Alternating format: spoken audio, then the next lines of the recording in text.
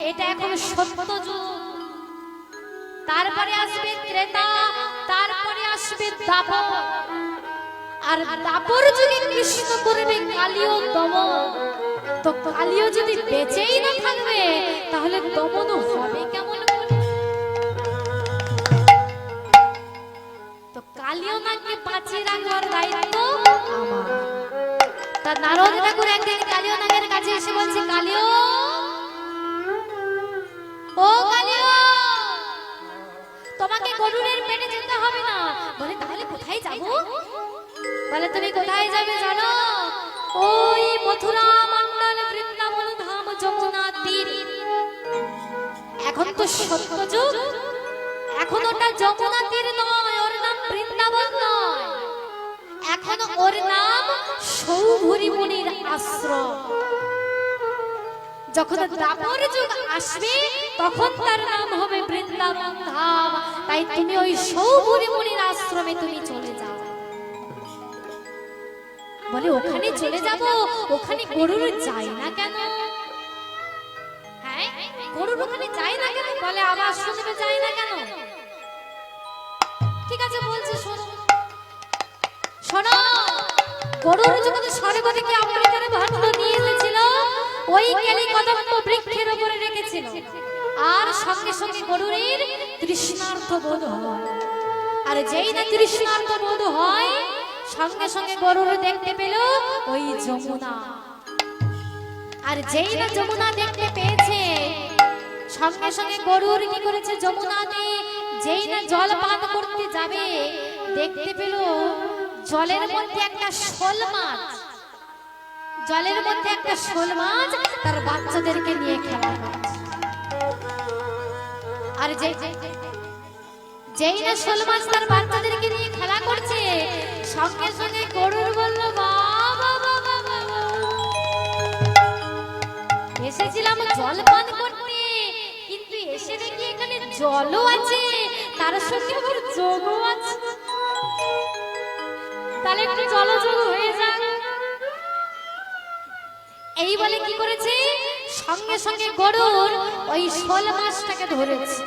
আর শোল মাছটাকে ধরে এক কামড়ে দিয়ে, আর যেই না এক কামড়ে দিয়েছে, এক কামড় দিতে যাবে, সঙ্গে সঙ্গে আবির্ভূত হলেন সৌভরী মুনি। গরু, এত বড় স্পর্ধা তোমার! তুমি কি না আমার আশ্রমে এসে তুমি হিংসা সাথে প্রকাশ করছো? আমি তোমায় অভিশাপ দেব।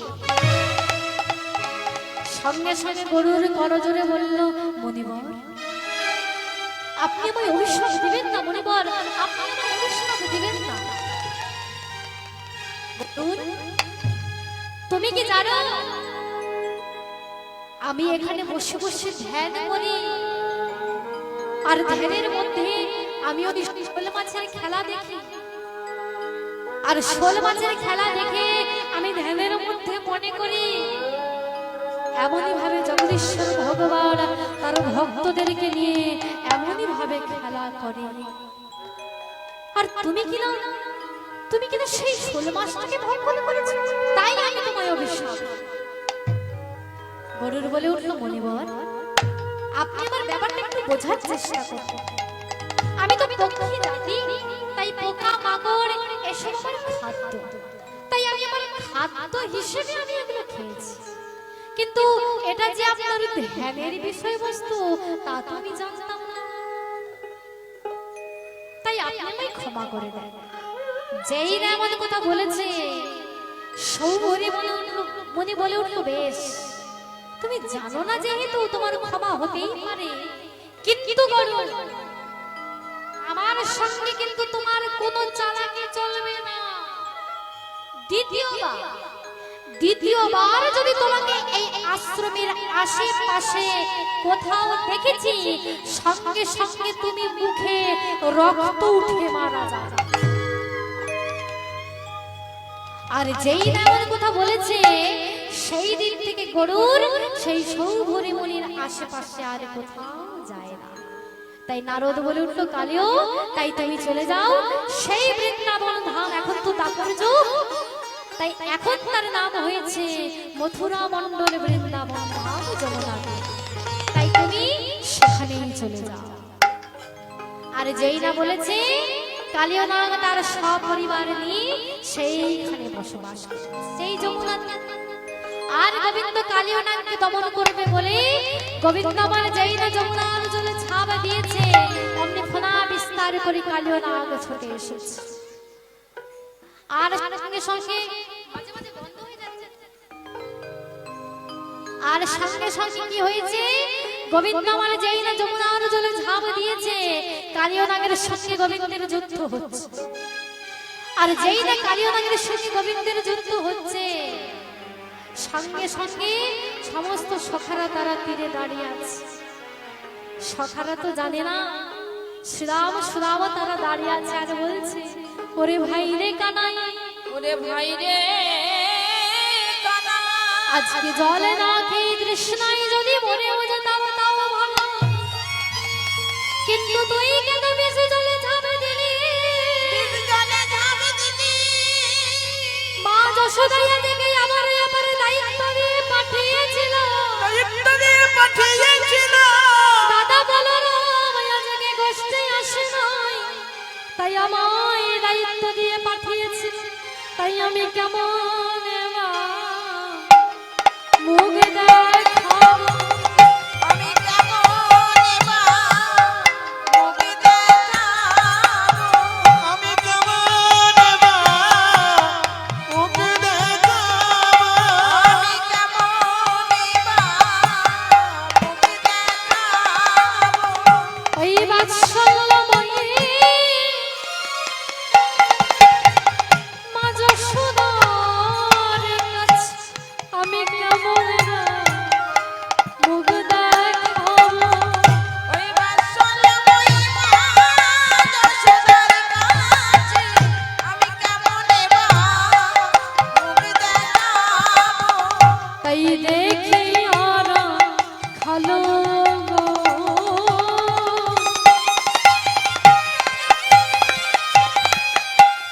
সবে আকুলিত তাই দেখি আরা ভালো সবই আকুলিত বলি কাঁদে সবে মূর্ছিত হইয়া, বলি কি বলিয়া যাইব ঘরে?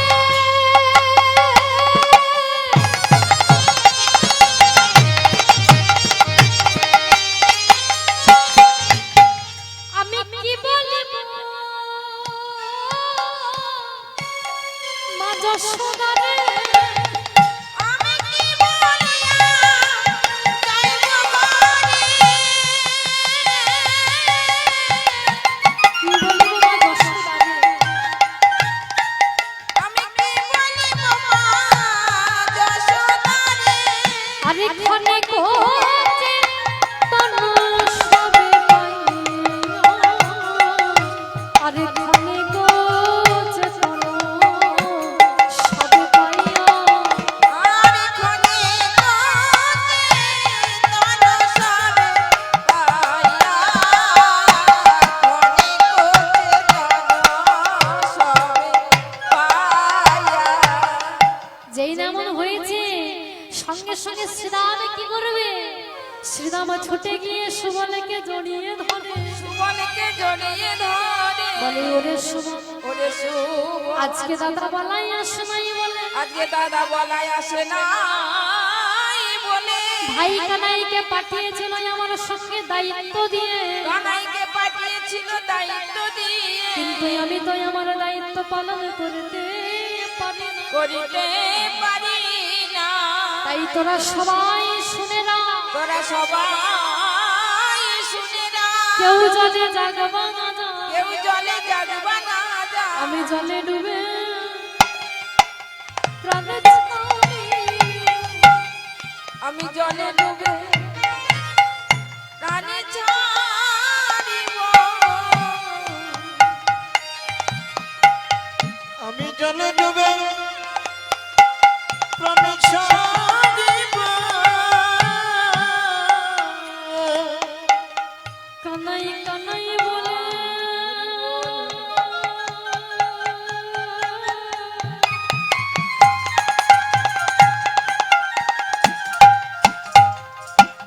আমি মরে যাব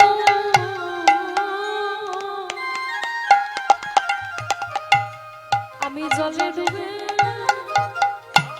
আমি প্রাণ ছাড়িব কানাই কানাই বলে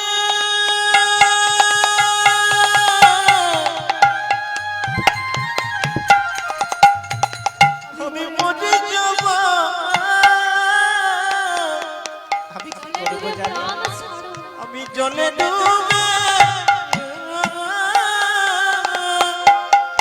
প্রাণে ছাড়িব কানাই কানাই বলে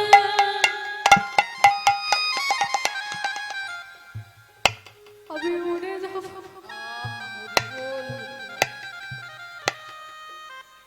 আমি জলে ডুবে আরে প্রাণ ছাড়িব আমি কানাই কানাই বলে তাই কাদা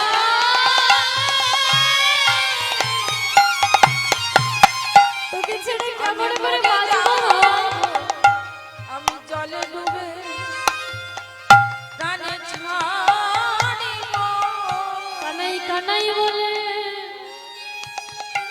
আমি মরে যাব বলে ওর ফিরব আমি জলে কানাই কানাই বলে মরে যাব মরে দূরে ফিরব না রে কানাই কানাই বলে প্রাণে ছাড়িব আমি আর তো ফিরব কানাই কানাই বলে প্রাণে ছাড়িব আমি আর তো ঘাটে ফিরব কানাই কানাই বলে প্রাণে ছাড়িব আমি আর তো ঘাটে ফিরব কানাই কানাই বলে প্রাণে ছাড়িব আমি আর দূরে ফিরব না রে কানাই বলে প্রাণে ছাড়িব আমি আর দূরে ফিরব না রে আমি আর দূরে ফিরব না রে আমি আর দূরে ফিরব না রে আমি জলে ডুবে পানি ছাড়িব এমন সময় যেই না শ্রীরাম কাঁদছে এমন সময় সুবল এসে বলছে ওরে শ্রীরাম এমন করে তুই কাঁদিস না। তুই কাঁদিস না তুই কি জানিস আমাদের কানাই ছিল তোদের শিশু অগাসুর বধ করেছে বকাসুর বধ করেছে পুতনা বধ করেছে কানাই ছিল তোদের শিশু আর সেই কানাই কালিয়নাকে ভয় পায় তাই বলছিলাম কি ভাই তুই কাঁদিস না। আর যে বলছে কাঁদিস না তারও কিন্তু দুই চোখ দিয়ে জল পড়ছে শুধু কি তাই ধেনু বৎস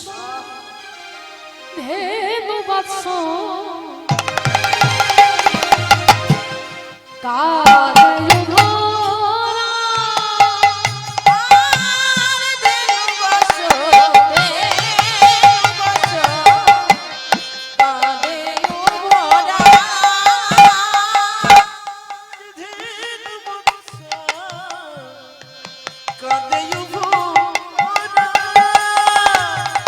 ওই দেখা ধবলে মনে কাঁদে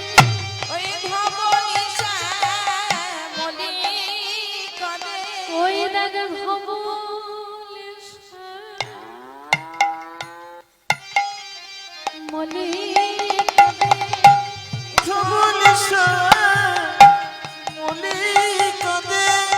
বলে তেমন করে আর কে শুনবে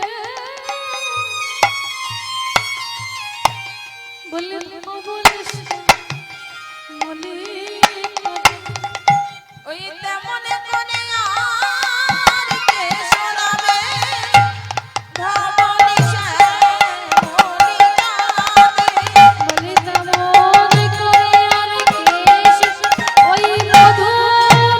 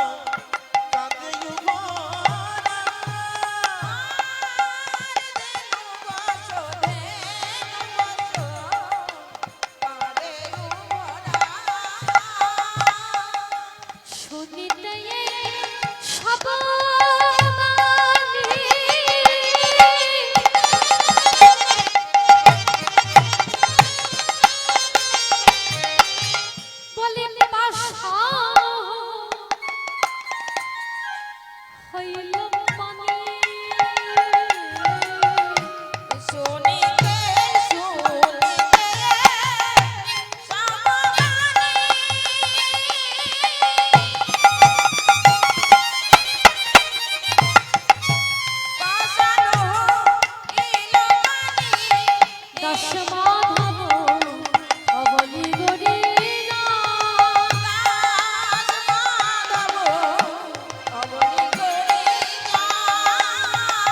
বলি ব্রজবাসীর প্রাণ ব্রজবাসীর প্রাণ কাঁদেবে না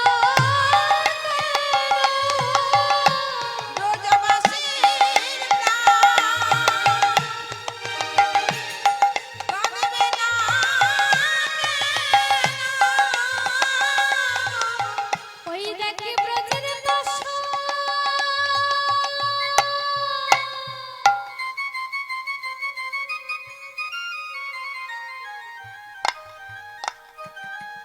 ব্রজের বাসনে গলে গেল ব্রজবাসীর প্রাণ যেখানে বেনা